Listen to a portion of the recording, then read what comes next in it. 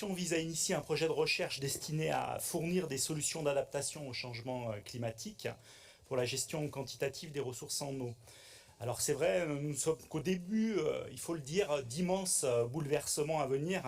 Et on le sait, les modélisations démontrent par exemple qu'à l'horizon de 30 ans, c'est-à-dire demain, même si nous limitons à l'échelle planétaire le dérèglement climatique à 2 degrés, scénario qui est extrêmement optimiste, hein, les débits d'eau naturelle seront en moyenne réduits de moitié pour tout le bassin de la Garonne. Et en ex-Poitou-Charentes ou en ex-Limousin, les travaux de prospective ne sont guère plus rassurants. Donc, tout ceci est prévu par les modèles scientifiques depuis de longues années. Seule surprise, et celle-ci est de taille, cela va beaucoup plus vite que prévu et la réalité est malheureusement en avance sur les modélisations. Cela implique donc que nous allons devoir nous adapter beaucoup plus vite que prévu, tout en continuant à réduire drastiquement les gaz à effet de serre. Décennie critique, les décisions que nous prenons ou allons prendre à court terme vont conditionner les conditions de vie dans nos territoires pour les prochaines décennies. Ce projet de recherche est donc le bienvenu, notamment pour mettre à jour le panel de solutions dont nous disposons et écarter les solutions qui sont pensées avec un logiciel dépassé du passé, celui du XXe siècle. En effet, c'est bien faute d'anticipation, d'entêtement et, disons-le, de considération souvent plus politique que scientifique, que des territoires de notre région sont devenus le théâtre de conflits ouverts, enlisés et dont les issues sont aujourd'hui bien difficiles malheureusement à percevoir.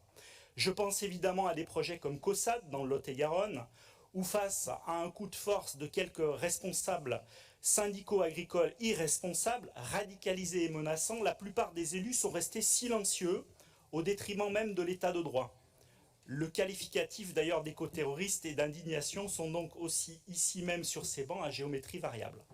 Comment ne pas parler également des bassines quand on évoque des territoires où l'accès à l'eau s'est transformé en conflit ouvert?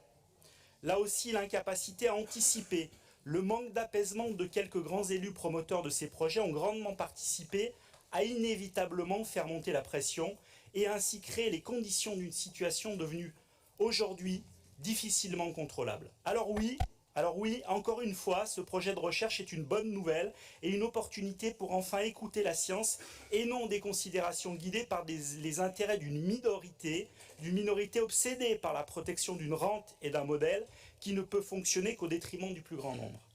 Ce projet de recherche est important car il va compléter le constat autour des modélisations climatiques par un volet solutions adaptées à chaque territoire.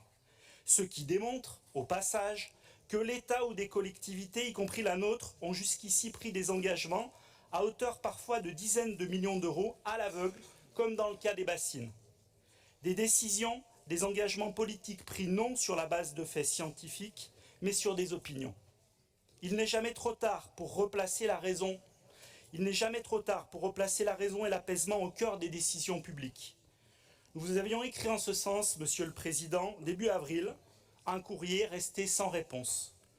Quoi qu'il en soit, un premier signal important serait de décréter un moratoire sur les bassines, au moins en attendant les résultats de ce projet de recherche. Sinon, à quoi bon s'appuyer sur la parole scientifique si celle-ci n'intervient pas en amont des décisions politiques ?